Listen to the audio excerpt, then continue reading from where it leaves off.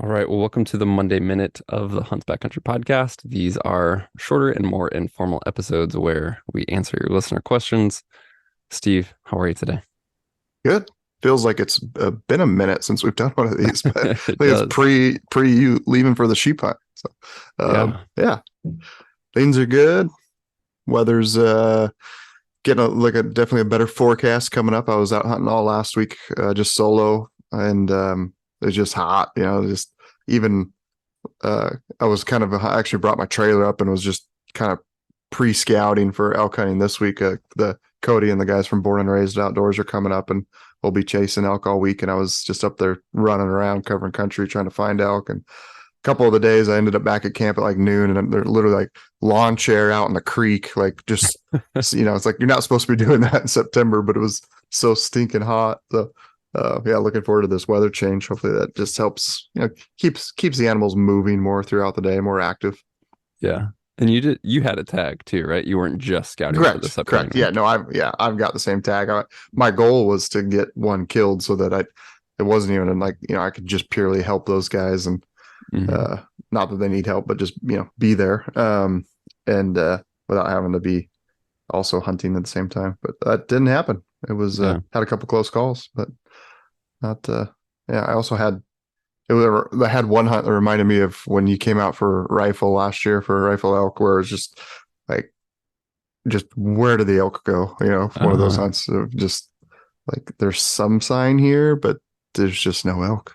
Yeah. Um, yeah, I think that particular spot was the only rational thing I can come up with is there's a wolf den uh, Mm. in that basin. Cause I like one basin over opening weekend, I was hunting and we were into elk, not a mile away, but this one had no rubs, no sign, no poop, like there's nothing. It was just devoid of wildlife in there. So really interesting.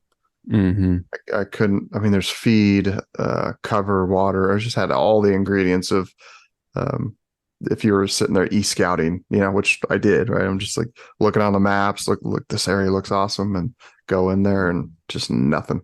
But it's an important lesson to maybe guys who are newer to it, wouldn't would see a track or two, which were just elk passing through it, but just certainly nothing was living in there. And but if you don't know what you don't know, and maybe you're like, oh, there's elk, there's elk tracks here, and you just stick it out and hunt this harder. And for me, I was like, once I was kind of in the middle of it, I couldn't wait to get out. Basically, like, all right, how the heck do I get out of here? There's no elk here. Like, I'll move on to the next spot.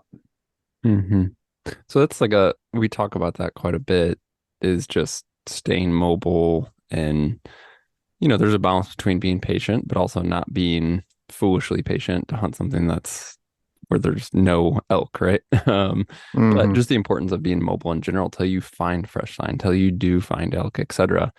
And just to like call it out, this is not a new area to you. I mean, this is an area that you've experience with over multiple years, different times of the year, like different seasons, etc. Like you have a pretty good uh knowledge base of past experience and like a fairly high level. Like you and I have talked quite a bit about like piecing together a big picture of trying to figure out this country and how elk use it or how we think elk are using it, etc. But even then, like even when it's not a new spot, your focus going into last week was still to just stay super mobile and try and either find elk or find very, very fresh sign. So like it's not just a Yeah. strategy for new areas. Yeah. No, this was there's certainly an area we've hunted a lot, but I was just kind of expanding. Every place I hunted last week was never a place I've hunted before, right? I mean, whether I was at multiple points, I was within a mile of where we've elk hunted in the past, but never on the exact same spots. And the goal was just, really, I know there's elk. You could throw a dart and find elk, except for that one basin I was talking about in this area. But I was hoping to find, there's just naturally going to be some kind of honey holes where they seem to congregate. Um, and I was hoping to find that. And frankly, I didn't. But it was good just to, I kind of I said, here's the unit, kind of zoom out and look at the whole picture and like, all right, I've hunted, drop little pins. I've hunted here, I've hunted here, I've hunted here, and try to like trace back all like what I saw for sign and what I think the animals were doing, and just learning how this particular area, the elk, they move through it. Certainly is what I'm finding during the course of September. There, a bull could, I think he could be 10, 15 miles away from where he was September 1st or he is September 30th. And so just why are they moving? Is it weather? I still haven't figured that out exactly, or is it just a natural kind of pattern to you know move, head south, basically. I'm not sure. But yeah, as far as going back, you're saying staying mobile. Almost every single hunt I did was I had my motorcycle in the back of my truck. I would either drop my bike off or my truck and then ride the motorcycle around to a different access point. And I was just doing these through hunts, which I've become a huge fan of, because you're never, especially for what I was trying, my objective of just trying to cover as much country as possible and find the elk. I'm not covering the same country twice, right? Like if you can kind of do, if you park at a single point, you never want to just walk straight in and straight out. The worst case, do a big loop so that you're finding new country. But even better is just basically walk a straight line. So all of them were between 10 and 15 miles where I'd park and then ride around and just basically just plan on Onyx, look at the maps and go, just plan a route through, like, all right, this is benchy, this is a good glassing point, and I was just covering country. And it's one of the definitely attributed to why I don't think I killed an elk last week, because I was really mobile. I mean, I just didn't stop moving. Like, I was covering a lot of country quickly, just again trying to find elk, versus if I was really in hunt mode, I would have slowed down quite a bit, I think, and at least as on my natural solo pace is just a little bit slower. I try to be very very quiet, just kind of move through there unnoticed, where I was just not concerned about that at all last week. I was just on a mission. Mm. You were exploring as much as you were hunting last week. Yeah, that's a good way to put it. Yeah. So I was going to ask, in this, what you just discussed and what we just said about exploring versus hunting probably influences this answer, but I was going to ask about how much you relied on calling at all to help locate elk, or were you just like covering country looking for sign? I guess, what role did calling play for you last week? Yeah, I think if I was really trying to kill an elk, I would have slowed down and probably set up and called a handful of times, because plenty of times I'm like getting into timber areas and there's a lot of sign, and nothing was bugling back, especially because of the heat. It was really, really hot midday. And so I think things are just bedded down, not moving, certainly less prone to, talking back to you. So if I was more in hunt mode, it would have been like, this area looks pretty elky. I got a good wind. Let's sit down and set up for 30 minutes and see if something comes in silently. But again, I was just, I was certainly more similar to how we do hunt with born and raised guys, how those guys like to hunt. It's, they're not trying to be quiet or sneaky out there. It's, for the most part, get on ridges, cover country, bugle, and use that. One of my favorite quotes ever was from Elknut Paul, where he compared using your bugle tube as binoculars, right? Like, that's, I'm in thick country, I can't see, was how he was phrasing it, and my bugle tube is my binoculars. Of just, if you don't use them, you can't find elk. Like, it's a pretty simple thing, right? Like, use that bugle tube. And I certainly was basically, as I've learned from like the born and raised guys and stuff, just cover, every time that bugle can reach new country, it's worth casting out a bugle and seeing what comes back. And so that could be walking 20 steps, if you're on a ridge and you kind of like walk to the left side of the ridge and bugle down to this canyon, and then 20 steps over and bugle into the next one, or, even just a bench that all of a sudden opens up a little bit more country. I think there's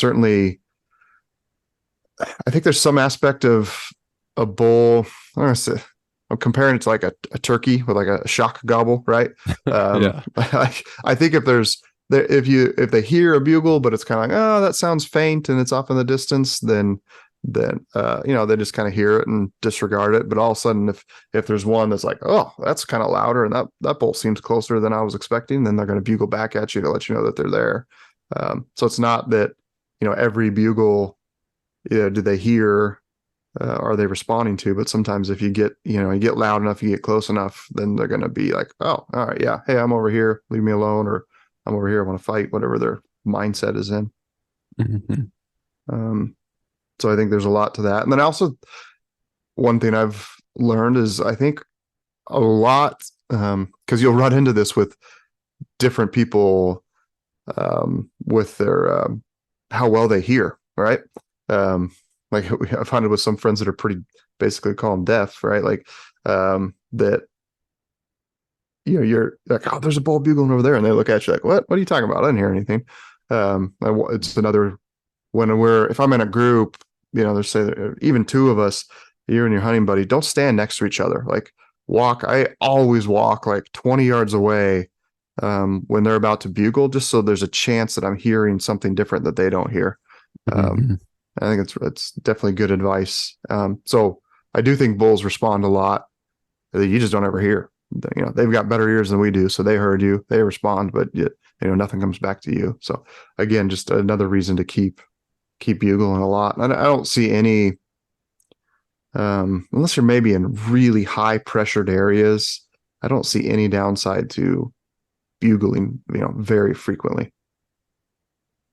How was, how did you gauge or see or perceive hunting pressure in this area? Whether that's by encountering hunters or just seeing like, rigs parked and stuff. Yeah, certainly. Yeah, there was, I think it's like anywhere. There was, I'd say, medium hunting pressure, but with the exception of one hunt, I never saw a boot track. Uh, so it just seems like I don't quite understand where people are at or hunting. But yeah, I did not see a single boot track. So that, again, I was also getting, I'd say the vast majority of my time was between 4 and 10 miles from roads as I was doing these, kind of these longer through hikes. So a lot of it was kind of harder to access country, which, it's obviously what I'm trying to get to. That one hunt with boot tracks, like every time cause I kind of, on that one did a bigger kind of loop, and, every time I saw the tracks, it just pissed me off, because they were somewhat fresh. Like I don't know if Yeah. they were that more. It was an evening hunt that day. I don't know if it was that morning that they were in there, but I just hate seeing that. So um, yeah. um, but yeah, so just certainly some camps and stuff on the um, off the road main road system and things like that. But I just never saw a single person out there or anything like that. This is like not elk specific, but I'm just somewhat curious. Like, how did it feel to be running around with a bow in your hand again? Because for the last couple of Oh years, man, I know. Yeah. you've either been like dedicating a lot of your archery season to helping other people, or you've been, on like in Alaska or whatever. Like you haven't really Right. bow hunted at home in a couple of years. I haven't. Yeah, no, it felt fantastic. It took I think back in July. It was like early July. I literally, dusted the bow off. I think I talked about that in one podcast. Like I pulled the bow out, blew dust off the limbs, time to start shooting this thing. But it's amazing, I think once you establish somewhat shooting a bow is like riding a bike. Like once you've established, I guess I shot not every day, but extremely frequently over the course of 10 to 15 years. You could take a couple year break, and it took, it took shooting 3-4 days a week for 3 or 4 weeks, and then like got back to being pretty dang proficient. Um, I like to do when I was up there hunting. I every day, um, either if I got back to camp midday or uh, if I got one of the ramble here, but one of the problems with those through hikes that I was doing is you really got to understand how much like how the time and pace that you move through country, right? Hmm. So I was constantly like, oh, all right, where am I at? How much distance do I have left to get to the truck? Because I didn't want to end up in a new country 5 miles from the truck, right, at dark. Which you can obviously navigate, but it's a lot harder to do because you just don't know if you're walking into a cliff. It's a pretty rugged country. Um, if you're walking into just some nasty crap, or I had like a mile one night and this just downfall nightmare with the headlamp on. I mean, it's just like freaking brutal. Um, but you got to be able to understand how you can move through that country. And I as a general rule for me on this trip, it was like 1 mile an hour was my pace as I was, that was kind of my hunting walking pace. So it's like, okay, there's 5 miles left. It's 3 o'clock. As long as I just hunt my way out, I'll end up somewhat near the truck at dark. So it's certainly something to pay attention to. I think it's really important to track, run your tracker on your Onyx, or I was just running my Garmin watch the whole time, just kind of paying attention to like, all right, how long was I hunting? How many miles did I cover? And then you got to obviously have to factor in, am I walking ridge lines? Am I going through downfall? All those obviously drastically change your pace. So Yeah. What was the original question? We just like super open ended on having a bow in your hand and being back Yeah, at it. Yeah. yeah. But no, so yeah, so the couple times, it's like I planned the through hike and I was like, I was just kind of hunting and I got back to the truck with like 2 hours of light left or something like that. So I would, one time I ended up back at camp early and just shot my bow, but I just do like a single shot from like 70 yards. It's like I love doing that. Kind of put yourself in that mindset of, this is a bull, I'm shooting, I've got one shot, I got to make this perfect. It's kind of like a cold bore shot, if you will. Mm-hmm. And yeah, I was shooting lights out, man. Like every single time I was within a couple inches of that little orange dot out there at 70 yards. So felt really good to get the bow back out and be shooting well again. Yeah, I think I took long enough break that I forgot what target panic was, and so for the current moment, I'm shooting well. How do you fix target panic? Stop shooting for 2 or 3 years. Yeah, Yeah. come back. Yeah, that's probably actually really helpful for for a lot Yeah. of people. Seemed to work. Yeah. So I was testing out a new kind of way to carry a bow, and oof, dude, yeah, it's certainly a product you're going to see coming out from EXO and probably next year. Pretty Bold awesome. statement. Yeah. I like it. Yeah, I was really happy with it. And I also, another product. That's one thing that's fun about being out there, is I'm testing stuff constantly, and just kind of a little adaptation to carry your bugle tube. That was working unbelievably well, and it incredibly simple. So yeah, a couple new products that testing that I was exceptionally happy with, that we'll see. Certainly, actually, as soon as we get off this podcast this morning, I'm heading straight to the sew shop to make up probably half a dozen more prototypes of them, so I can have all the guys testing it this week. Yeah, sweet. Yeah, I'm biting my tongue because there's a couple other things I'd love to talk about, but it's too early to talk about in Yeah. terms of testing gear. Cool. Well, and speaking of gear, I know we mentioned on the Sheep Hunt podcast from last week that will be coming, and that is still coming. It's not gonna be this week. It'll probably Oh be yeah. next week when I do that. So just to give folks a head up if they were wondering. But yeah, it got a lot of cool feedback and like congratulations and whatnot on sharing that sheep hunt story. So again, just wanted to say thanks to you guys, the listeners. It's fun to be able to share it and appreciate the interaction and the support and stuff like that. So all right, well, more to come, I guess, on elk season. As you said, Steve, you're out hunting all week with the Born and Raised guys this week. So not only can we probably chat on the podcast more, but as the Born and Raised guys do, they'll be filming. So here later this fall, probably some footage from what's coming this week, which will be fun. Yeah. It's always fun to. I enjoy filming 1 or 2 hunts a year. Right. I used to film everything for over the period of 10 years, and it got a little much, but just to go out and film one, and just for nothing else to go back and watch it myself and relive those memories, or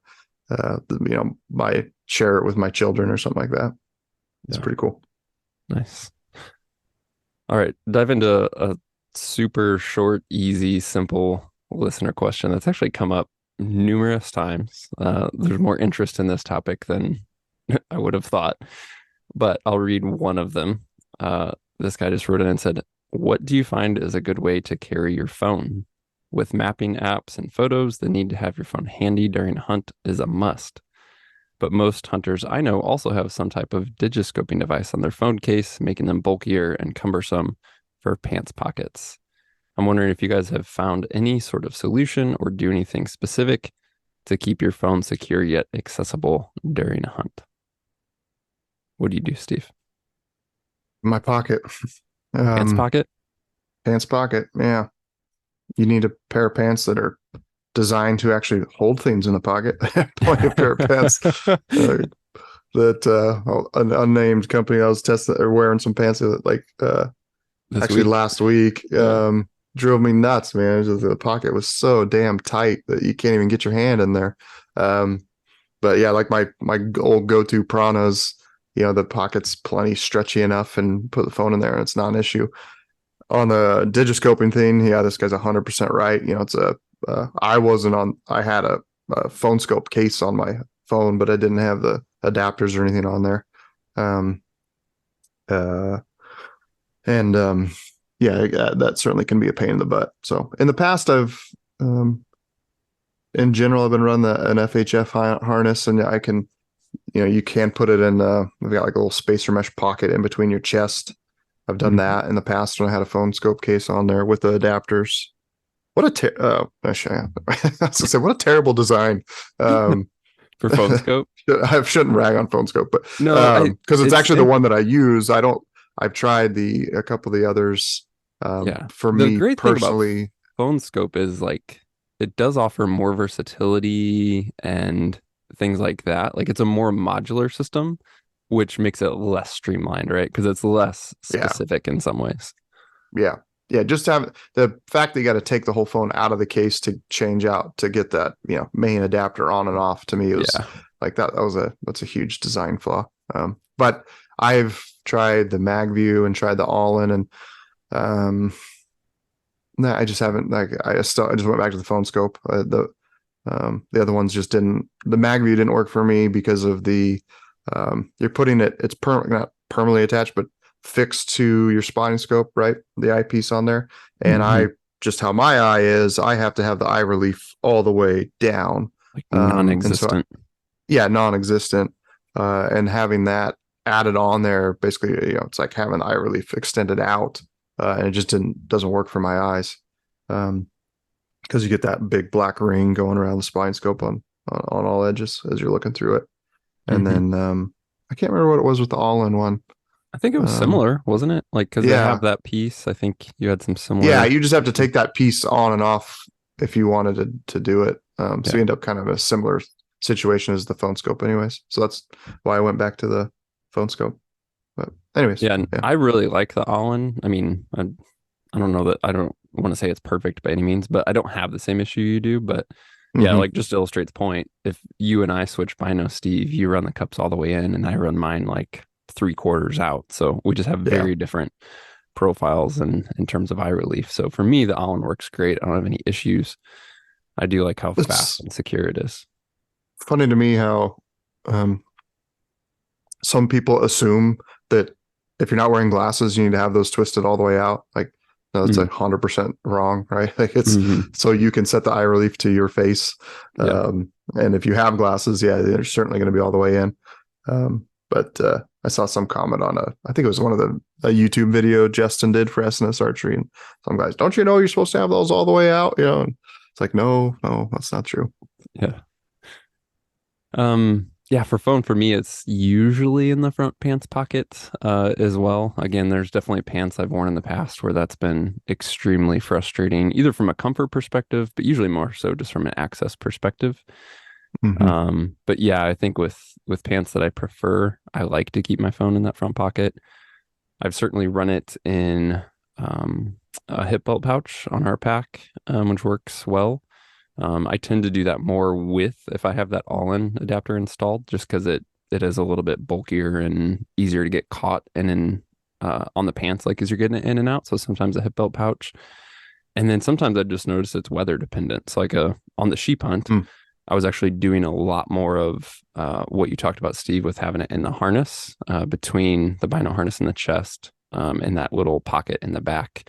And that was like in large part because I was wearing rain pants a lot and wanted the zippers. I couldn't access my regular pants. My rain pants don't have a pocket for my phone.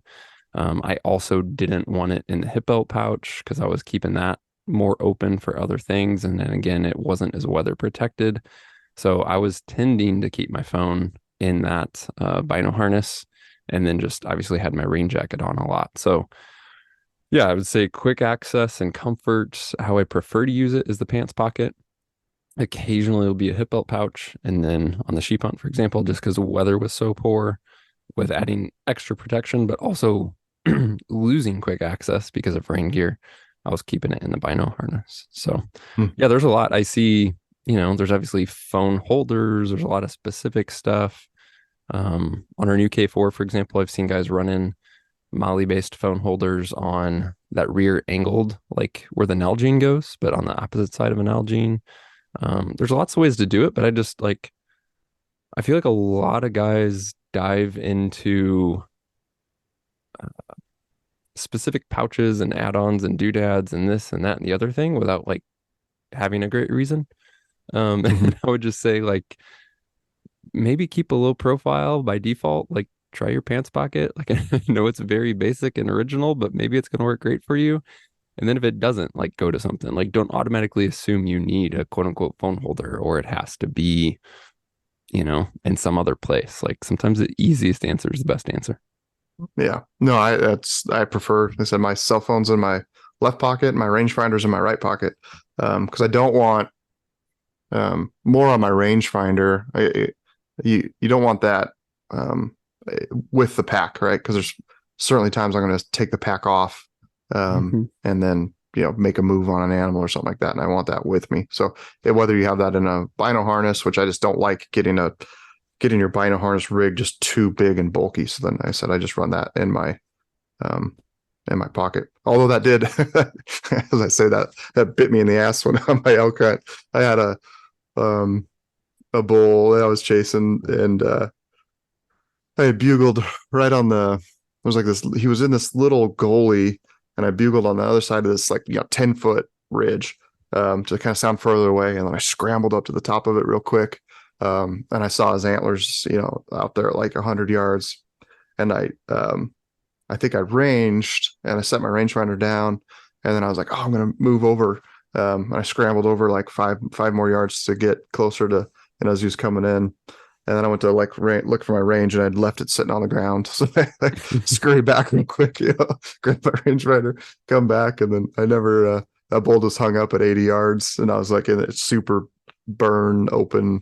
There's nothing I could do about it, but that did bite me in the ass. So maybe having something fixed to your bino harness is a better idea. But again, I just hate, well, especially when it's hot last week. I hate having just like this freaking giant baby Bjorn pack on your chest that's just hot and sweaty. And so I try to Yeah. keep that as low profile as possible. Yeah.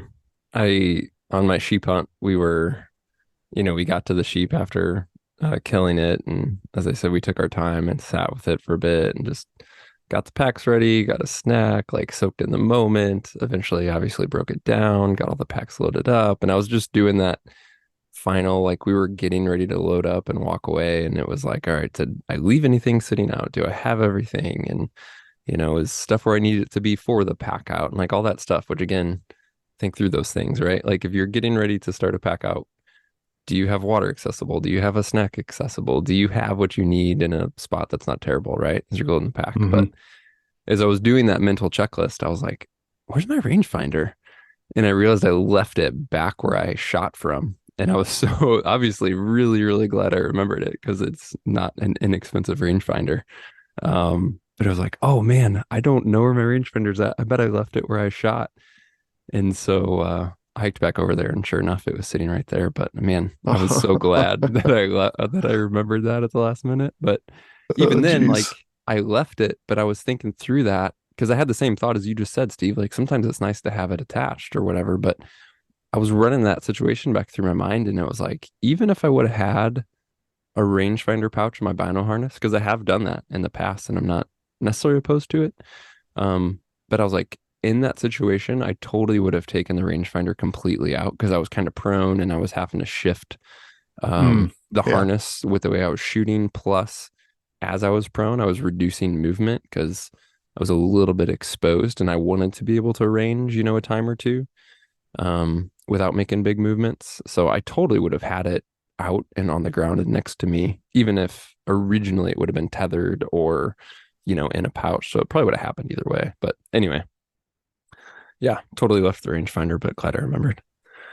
Which, P.S., I was running that Revic BR4 rangefinder again. I had that on our bear hunt this On the spring bear season. hunt. That thing's Yeah. freaking awesome. Been happy with Really, it. really like Nice. that rangefinder. Yeah. Nice. All I right. saw yeah, the ELs came out with or Swirl came out with a EL range that's in a like a 32, like a compact one. I'm super curious to get my hands on those and test that out. Yeah. Um, yeah. I did another gear note. This hunt, I bought Gore-Tex socks like 2 years ago, and I've never actually used them. I remember putting them on, walked around the house, and I don't know. I ran those on two of the hunts just with my those Topo things I use, the Topo Athletic. They're Hmm. called Mountain Racer shoe that I used for the death hike this year. Just not no Gore-Tex, nothing. And ran Gore-Tex socks with those. Dude, I was really happy with them. Even as hot as it was in the middle of the day, like I think that combination is certainly less sweaty than a leather boot.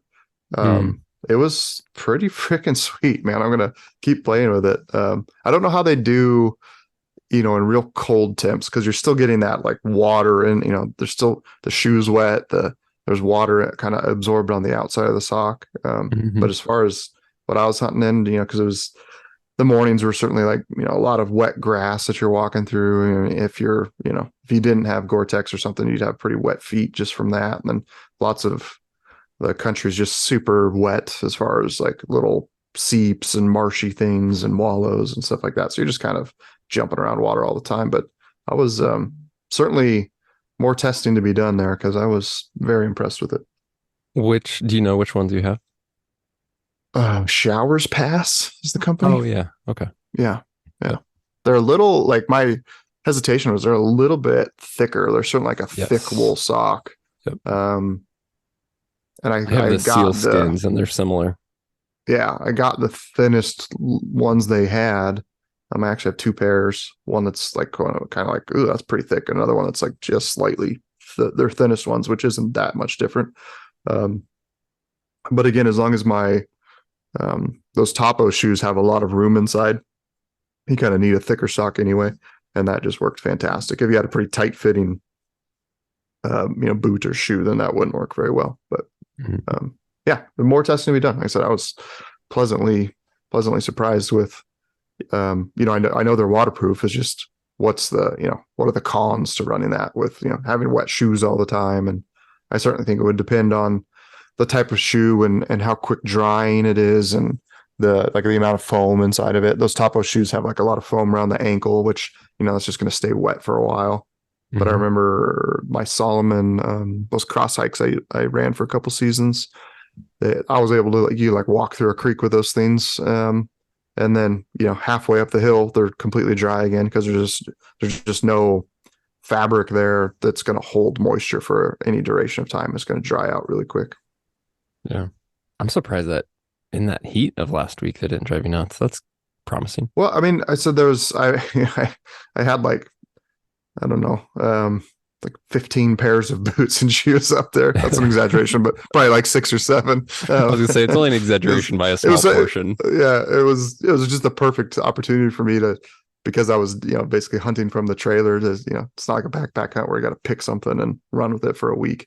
I was able to every single hunt kind of try different combinations of things. And, some of the, Gore-Tex boots I had, there's certainly leather and Gore-Tex and just don't breathe at all. So this was a way better combination than that was.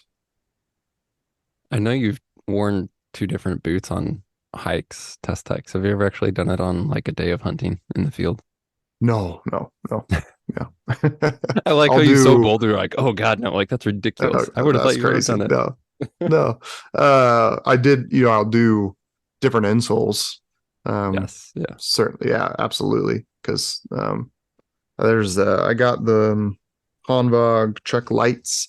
It's a new boot that came out with. I don't even know if it's on Hanwag's USA website yet. Um, but yeah, I've been trying to find the right insole sock combination for those because they certainly have some potential for, um, as much as I hate a standard boot, um, there's just applications where they're needed. Late season, really cold, really wet hunts, right? So I'm still continuing trying to find something that's going to work for me, and those have a pretty good promise. But I've been running different insoles and socks constantly, trying to find that the right combination that works for me. And it's a fairly interesting process. You run two different insoles and do a hike, and like 1 mile into it, you're like, oh, the one on my right foot's way better, and then like a mile later, like, oh, never mind, the one on the left's way better. And it's interesting how it kind of shifts around. Basically, like Hmm. there's no just like any single review you see out there, unless it's based off of like, actual real in the field use with comparisons, they're completely worthless. Someone gets a new spotting scope and this is the best thing ever. And it's like, well, did you actually compare it to something else? Because I can promise you that you have to do that in order to get an actual evaluation for what you're looking through. Yeah, I've done that with insoles quite a bit, and I try and do it uh as blind as possible. Like if I'm running Mm-hmm. like one on the left and one on the right, a lot of times I'll like kind of grab it the night before, try and with as least thought as possible, put it in my boots, and then the next morning, like if I'm hiking early, like not pay attention. And most Mm-hmm. of the time I'm doing my hikes really early in the morning. I'm like half asleep when I'm getting my boots on and whatnot. So it's pretty easy for me to forget, like, I don't know what I did last night, or, I purposely again try to not think of it. But um again, that's not like totally blind, but it has been super interesting to go on a 2, 3 hour hike and kind of in the back of my mind, like over the course of that time, go, man, which one is this? Which one is that? And it's not till after the hike's over you actually like look and see which insole is which is it's fun to do that. Mm-hmm. Yeah, absolutely. All right, last question we'll hit today. And once again, guys, if you have any questions for us, you can always send an email to podcast@exomountaingear.com. You can look for a link in the show description that says leave a message. And definitely feel free to do that pretty much on any topic, gear, anything hunting related. We'd love to get it on the list to chat through. This guy wrote in and said, I'm headed out on a backpack archery elk hunt this month. My buddy offered to drive 3+ hours and come in to help me pack out if I need the help after arrowing a bull. My question is, what is an appropriate thank you for such a generous offer? It's a long drive for him, a longer hike in potentially, and he's taking time away from work and family and many other obligations to come and help me if I need it. So, what is a great way to give him thanks beyond just giving him a high five or maybe filling up his truck tank for the drive back? I thought that was a cool thing to think about. Mm-hmm. Yeah, I don't know, man. All things come to mind. Like the one that comes to mind is which is like super easy is he's coming to help you pack out an elk, which is the work involved to get the meat out of the backcountry. So like maybe it's like, hey man, like can you use any of this meat? Can you take it? I mean, maybe he's a hunter and doesn't need it. Maybe he's stocked up from last year, has already filled tags this year, but that's like just the easy button, right? Like you came and did work to help me get meat out of the backcountry. Some of this meat should be yours because you worked for it, you earned it, etc. So that's one. Um, as the guy said, like helping to fill up his tank, not only for the way back, but maybe that's after the fact. You send him cash, gift cards, whatever. Maybe you just know he's a hunter who's into a certain thing. You can get him maybe he's an EXO pack fan. You could buy him an EXO gift card. I don't know, something like that. No. Yeah, and I would just say like beyond stuff and value, like a personal thank you, I think just does go a long way. And especially if it's even not just then, but maybe it's after the fact. Like maybe send them a card, like handwrite them a note, like just to let them know that even weeks or months later, like you still appreciate it. You're super genuine and like even recognizing the fact that he gave up time, right? Like from work and family and whatever. So I just think expressing that goes a long way no matter what. Obviously, if you know he's into, I don't know, bourbon, right? Like a nice bottle, like just, anything I think is any effort to like show genuine appreciation, I would hope would be uh pretty well received. So I don't know. I'm sure there's plenty of other ideas. Anything else combined for you, Steve? My answer is kind of abrasive, but don't be a wuss and just pack it out yourself. I mean, it's just what like that's just where my head goes to. Like I would never, unless it was I don't know. I can't imagine a pack out that'd be so miserable that I wouldn't just do it myself. Like I'm not going to ask a buddy to drive, 6 hours of driving I to mean, come if help you, me something because I would have packed it out in that time. Like yeah, yeah, if you were gonna do that, you probably but would have done it on your snowy solo elk hunt last fall. yeah. I think I just have a personal motto of like I try to be um as least I don't ask for something unless I truly really need it, right? um like last time we moved our house, like I moved the entire house by myself until there was like the refrigerator and like the big couches and stuff. That's like those are the very Like last things, physically and then I do. called a buddy, and then I had someone come over and help me. But I'm not like a lot of people just naturally just ask for help really quickly, with like, well, you know what, like this is a little hard work but I can do this myself. So um I don't ask for it unless I really need it. And it's like, I mean, we talk all the time how we appreciate like the harder a hunt is, the harder the pack out, the more you're going to remember it. So I just kind of relish in that of, um, Hmm. and especially if you're someone who like works out frequently, like what you're going to go home, rest for a day or two, and then go back to working out. Like why not just get your workout in while you're out there packing meat? So, um, yeah, that's my go-to default is like, I'm just going to do this myself. And, I take pride and I guess I just take a lot of pride in that. Um, Yeah, saying that I did it myself, it's an accomplishment. yeah. So try that first. But if you, I mean, if you know But your if you're a wuss, then be a physical, generous one. Is that yeah, yeah, okay? yeah. That's right.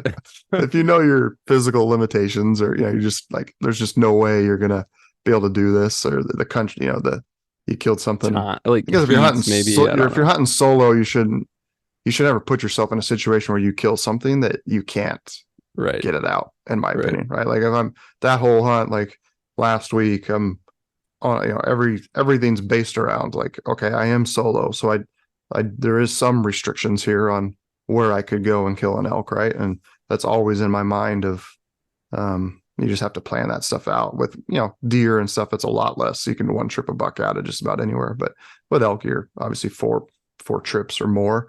And you have Hmm. to be constantly thinking about it, like, okay, where's, if I killed something here, what's this look like, how's this going to work out? So again, you shouldn't ever kill something slow, because what if he killed it and then his buddy, like something came up and he couldn't come and it Right. is Yep. hot and now he can't, like you can't factor that in. Like it's got to be, I'm alone, I kill this, I have to get it out in a timely manner depending on the weather, right? So Hmm. No, that's a yeah, great point. sorry, that was my Yeah. not so PC answer. Just do it yourself. No, yeah, I mean, yeah, I just like that it is worth mentioning. Like, don't put yourself in a situation where you have to have help. Like, if you want, like, if there's a buddy who's wanting to help you, or if you want to share the camaraderie or whatever, like, great. But yeah, ultimately, at the end of the day, don't put yourself in a situation where that's required. Because, as you said, even if the offer's been made, maybe it's not going to be possible when the time comes. All right. Well, guys, once again, thank you for tuning in. Hope you're enjoying your September, getting out in the field a whole bunch. If you have a story to share, any photos to share, anything like that, send us an email to podcast@exomountaingear.